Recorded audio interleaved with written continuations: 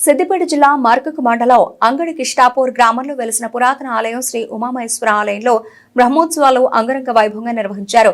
శ్రీ ఉమామహేశ్వర స్వామి కళ్యాణ మహోత్సవం వైభవంగా నిర్వహించి భక్తులకు తీర్థ ప్రసాదాలు మహానదాన కార్యక్రమం నిర్వహించారు. కార్యక్రమంలో పాల్గొన్న ఎమ్మెల్సీ యాదవ్ రెడ్డి, ఎఫ్డీసీ మాజీ చైర్మన్ ప్రతాప్ రెడ్డి, గజ్వేల్ ప్రజ్ఞాపూర్ మున్సిపల్ మాజీ చైర్మన్ రాజమౌళి, మాజీ ఎంపీటీసీ గోలి నరేందర్, మాజీ సర్పంచ్ లక్ష్మీరాములు గౌడ పాల్గొన్నారు.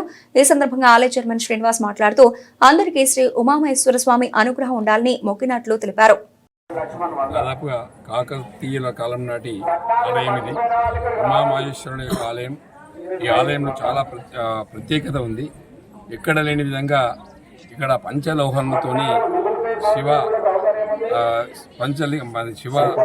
శివపార్వతుల యొక్క విగ్రహాలు ఏర్పాటు చేయడం దాదాపుగా ఈ కాలంలో చేయలేనిది.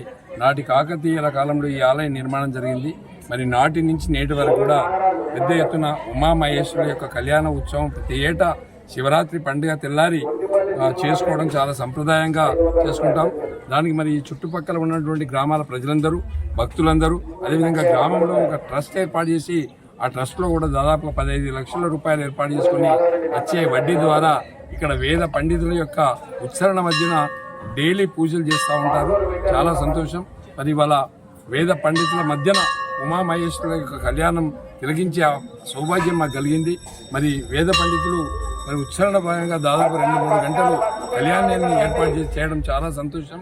మరి ఈరోజు ఈ కార్యక్రమం విజయవంతం చేసిన ప్రతి ఒక్కరు కూడా, భక్తులందరూ కూడా పేరు పేరున ధన్యవాదాలు, శుభాకాంక్షలు తెలియజేస్తాం.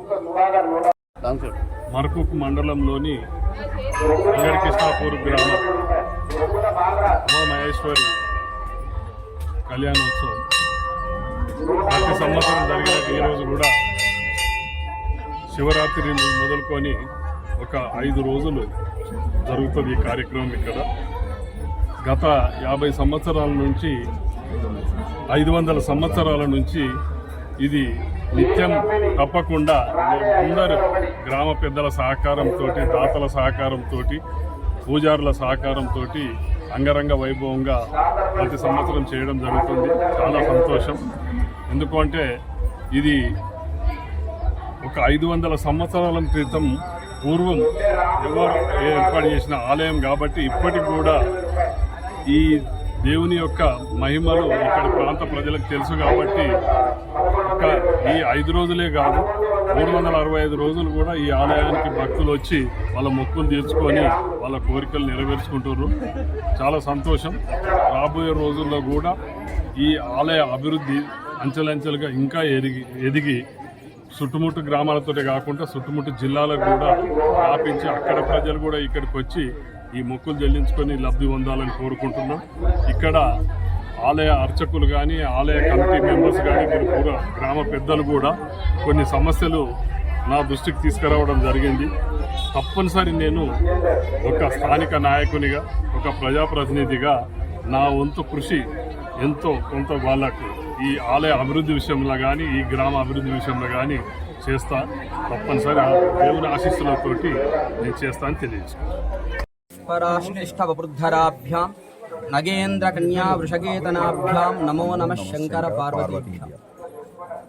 అంగడి కిష్టాపురం గ్రామం మర్కక్ మండలంలో చాలా ప్రసిద్ధమైనటువంటి, సుమారుగా 500 సంవత్సరాలకు పైగా చరిత్ర కలిగినటువంటి కాకతీయుల నిర్మాణం చేసి వాళ్ళు పూర్వంలో ఏర్పాటు చేసినటువంటి యొక్క మణిమాన్యాలతో ఇప్పటికీ కూడా మన అంగడి కిష్టాపురం గ్రామంలో జరుగుతున్నటువంటి యొక్క ఈ ఉత్సవాలలో భాగంగా నిర్వహిస్తున్నటువంటి ప్రాంచానిక బ్రహ్మోత్సవాలలో ఈరోజు శుక్రవారం 28వ తారీఖు ఫిబ్రవరి రోజున స్వామివారి యొక్క కళ్యాణ క్రతువును అత్యంత ఘనంగా భక్తుల యొక్క జయ జయ ధ్యానాల మధ్య, భక్తుల యొక్క ఉత్సాహ కోలాటాల మధ్య అత్యంత ఘనంగా నిర్వహించుకోవడం జరిగింది.